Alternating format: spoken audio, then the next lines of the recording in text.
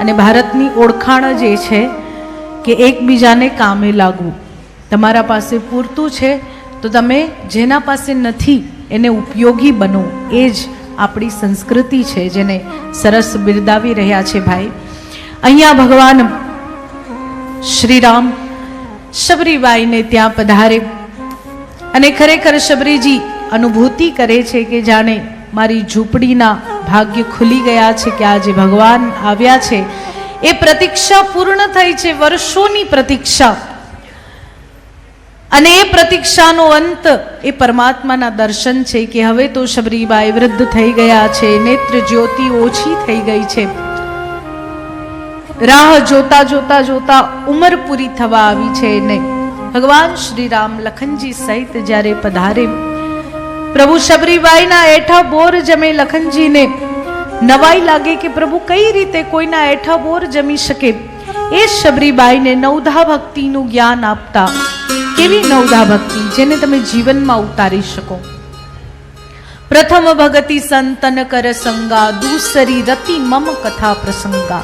ભગવાન કહે છે કે પહેલી ભક્તિ છે સંતોનો સજ્જનોનો સંગ, દૂસરી રતિ મમ કથા પ્રસંગા. બીજી ભક્તિ છે મારી કથાનું શ્રવણ.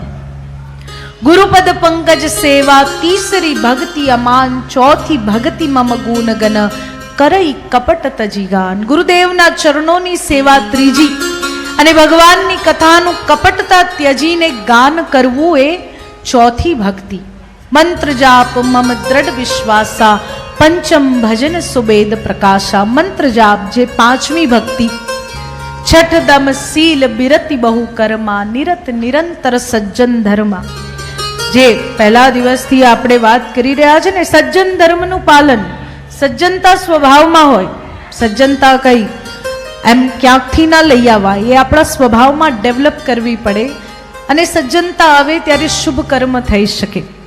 સાતવ સમમોહી મય જગ દેખા, મોતે સંત અધિક કરી લેખા. પ્રભુ કહે કે મારા સમાન આ સંસારને જુઓ, આ સંસારની અંદર મારા દર્શન કરો, અને સંતોને મારા કરતા અધિક માનો. આઠવ જથા લાભ સંતોષા, સપને હું નહીં દેખાઈ પરદોષા. આઠમી ભક્તિ છે જેટલું મળે એટલામાં સંતોષ, અને સ્વપ્નમાં પણ બીજાનો દોષ નહીં જોવો. નવમ સરલ સબ સન છલહીના, મમ ભરોસ હિય હરસ નદીના. કોઈ પણ છળ કપટ વગર સરળતાથી સુરદતાથી ભગવાન માત્રનો ભરોસો, એ નવમી ભક્તિ છે. નવધા ભક્તિનું જ્ઞાન.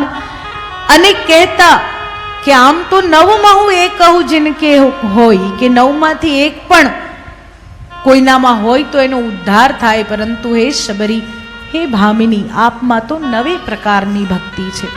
શબરીબાઈનો ઉદ્ધાર કરતા પંપા સરોવરે નારદજી દ્વારા માંગેલું વરદાન રામ નામને મહામંત્ર ઋષ્યમુખ પર્વત તરફ જાય, જ્યાં હનુમાનજી મહારાજ બ્રાહ્મણ વેશે આવી ભગવાનને પ્રશ્ન કરે, કો તુમ શ્યામલ ગોર શરીરા, છત્રી રૂપ ફીરહુ બનવીરા. આપ કોણ છો?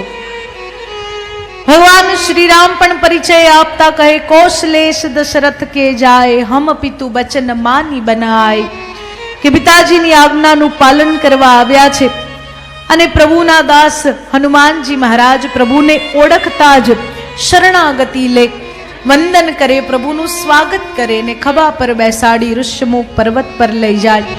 સુગ્રીવજી સાથે મિત્રતા, પ્રભુ વાલીનો અંત કરે. વર્ષા ઋતુના 4 માસમાં સુંદર પ્રકૃતિનું વર્ણન. અને ત્યારબાદ 4 માસ બાદ પ્રભુ વાનરોને બોલાવી ચારેય દિશામાં જાનકીજીના સમાચાર પ્રાપ્ત કરવા મોકલે.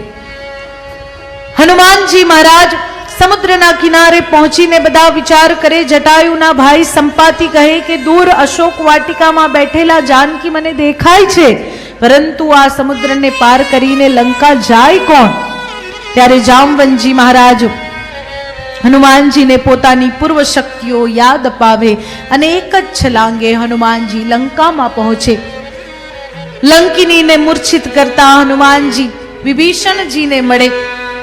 વિભીષણજીના દર્શન કરીને આનંદિત થતા હનુમાનજી જાનકીજીના દર્શન કરવા અશોક વાટિકામાં જાય.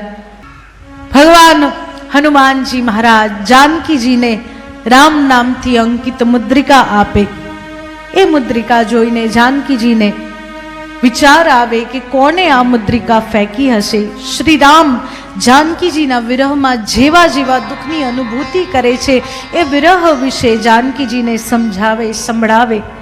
અને હનુમાનજી મહારાજ જેવા સમક્ષ જાય, પીઠ કરીને બેઠેલા જાનકીજીને કહે કે કરુણા નિધાન ભગવાને મને મોકલ્યો છે.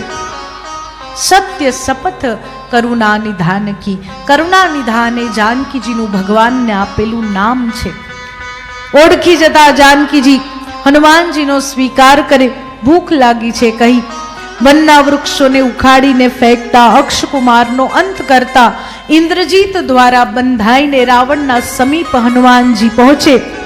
રાવણને સમજાવે કે તું અમારા માતા જાનકીને લઈ આવ્યો છે, પાછા સોંપી દે, હજી સમય છે. રાવણ માને નહીં. વધ કરવાની વાત કરે ત્યારે વિભીષણજી રોકે અને હનુમાનજીની પૂંછ સળગાવવાનો નિર્ણય લે.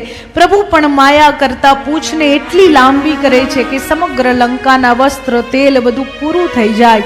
પૂંછમાં આગ લગાવવામાં આવે અને પ્રભુ બાલ સ્વરૂપ ધારણ કરી, નાનું એવું સ્વરૂપ ધારણ કરીને આખી લંકાને આગ લગાડે. લંકા દહન કરીને માતા જાનકી પાસેથી ચૂડામણી લઈને હનુમાનજી પાછા આવે. પ્રભુને સંદેશ આપે. સમુદ્ર કિનારે જઈને ભગવાન રામેશ્વરનું સ્થાપન, વિભીષણજીનો સ્વીકાર અને સેતુ બંધન કરી સમુદ્રના પાર જાય. ભગવાનનું રાવણ સાથે યુદ્ધ થાય. સમગ્ર પરિવારના અંત બાદ પ્રભુ રાવણનો અંત કરે. વિભીષણજીનો રાજ્યાભિષેક અને જાનકીજીને ફરી પાછા સ્વીકારી પ્રભુ અયોધ્યા પાછા આવે. 14 વર્ષની પ્રતીક્ષા પૂર્ણ થઈ છે. ભરતજી વગેરે સ્વાગત કરે. શ્રીરામનો રાજ્યાભિષેક થાય અને ભગવાનનો એ વંશ આગળ વધે. ભગવાનના જ વંશમાં ભગવાનના જ ભાઈ શત્રુઘ્નજી દ્વારા મથુરા નગરીની સ્થાપના થાય.